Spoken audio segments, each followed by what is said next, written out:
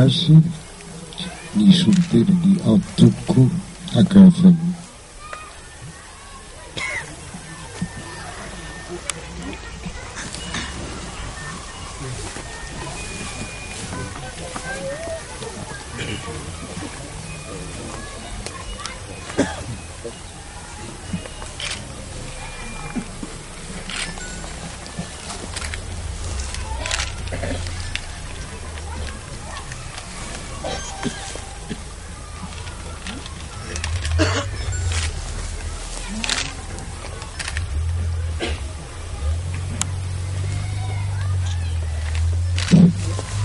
Ianareo manam-pahefana amin'ny fanjakana ny fitondrana tokozany tokolasy tokovavy manao azafady fa manana teny fohy ambara mikasika izao zoky ray aman-dreny midimandro izao manoloana olo manakaja maro toanareo voreto izao koa ary amin'ny anarany Antoko AKFM.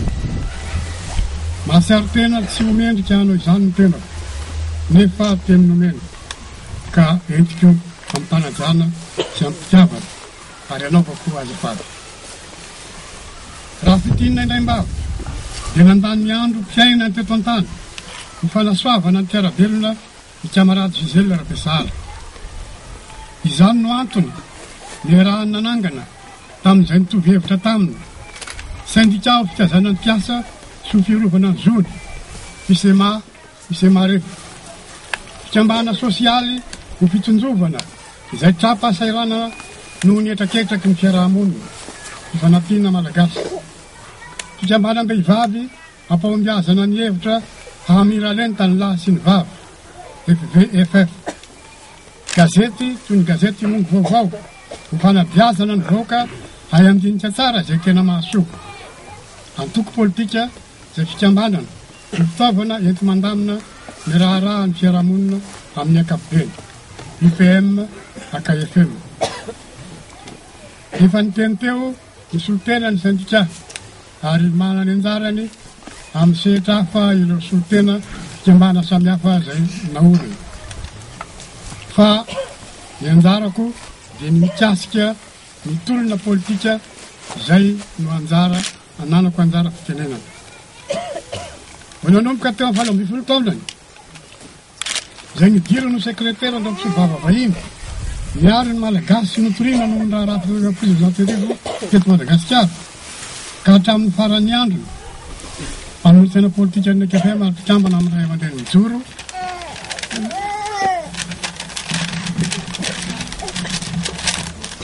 dia tsy nitsaha miasa teo amin'ny sehatra politika ny kamarady Gisèle Rabesara. Fa inona moa izany politika izany e? Tsy fitadiava-toerana azomboninahitra sy tombontso isan-karazany ve? Tsia fa ny kamarady Gisèle Rabesara sy ny namany ary ny olona matosaina ny politika dia ny fikarohana izay andaminana ny raharaha ny fiarahamonina. Samana ny heviny ny olona momba izany fa ho an'ny kamarady Gisèle Rabesara dia izay anafanana ny tsirariny ny tsiintsiny mba handrakany ny firahalaina sy ny fandrefalemana ny tanjo fanasavana mpiarabelona hoe mihoatran'izany. Mila akingan-tsaina izany nanana ny kamarady Gisèle izany, mila helpo izany nanana ny kamarady Gisèle izany, mila fikiresana sy fandavatena izany nanana ny kamarady Gisèle daholo izany. Maro isan-karazany ny sorona tsy maintsy nataony nefa tsy nampamalo azy ireny. Tsy ivy kely fotsiny fa noho ny foto-kevitra ny joroany ary na tsy nisy aza elo ka azo mitorana azy teo anatrehany fisarana dia tsy nomena pasiporo kamarady Gisèle mandritra ny taona vitsivitsy tamin'ny repoblika voalohany.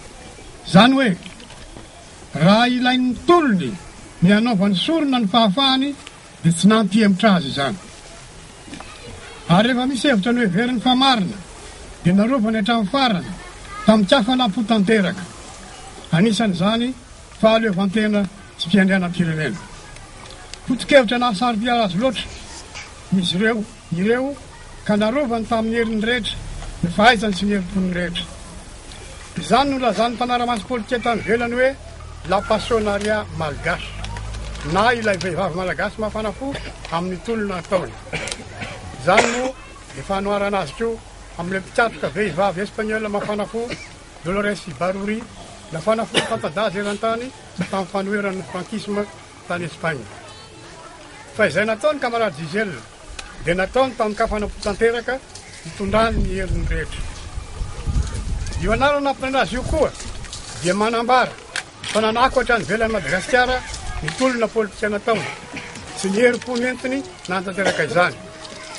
Fa izao koa manko na eto Madagasikara na ny velany ihany iray ihany ny nofinofindra olombelona tsy inona fa fiainana mendrika ho an'ny rehetra. Koa nataiza ny sehatra azony arovana izany heviny zany na teto amintsika natany velany dia nandray anjara tamin'izany foana izy. Fa ny fitiavana ny Madagasikara koa tsy midika fahankahalana firenekafo. Ny fitiava tanindrazana tsy mira fahankahalana vahiny. Toetra netiny camarade Gisèle teo amin'ny sehatra politika koa ny firaketam-po amin'ny foto-kevitra fa tsy mba mivadibadika amin'io. Tokapo toy ny siny izy fa ny fitentsika malagasy. Ka rehefa nisy firenan-kevitra naresy lahatra azy dia tazoniny hatramin'ny farany io.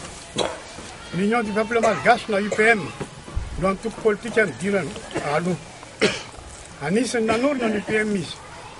Tamin'ny taona 8 dia nifanaiky ny antoko maromaro nanatrika ny kongresin'ny fahaleovan-tena Madagasikara tany Toamasina fa hitambatra ao antoko iray atao hoe AKFM.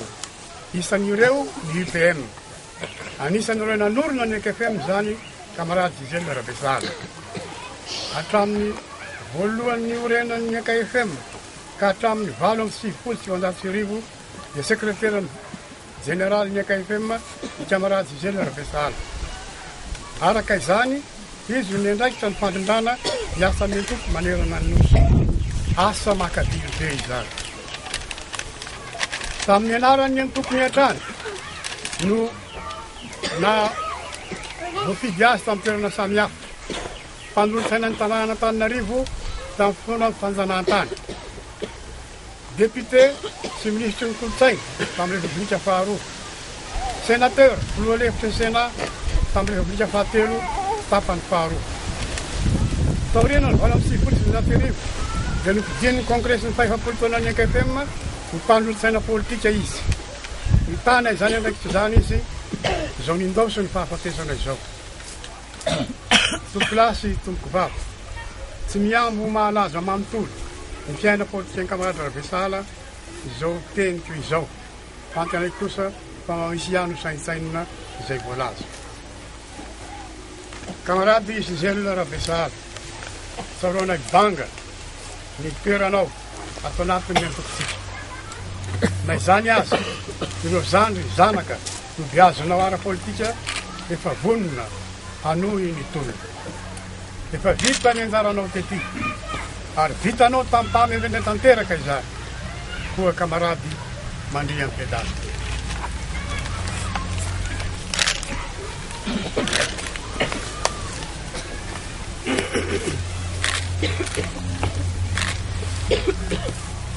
Mentoko walaza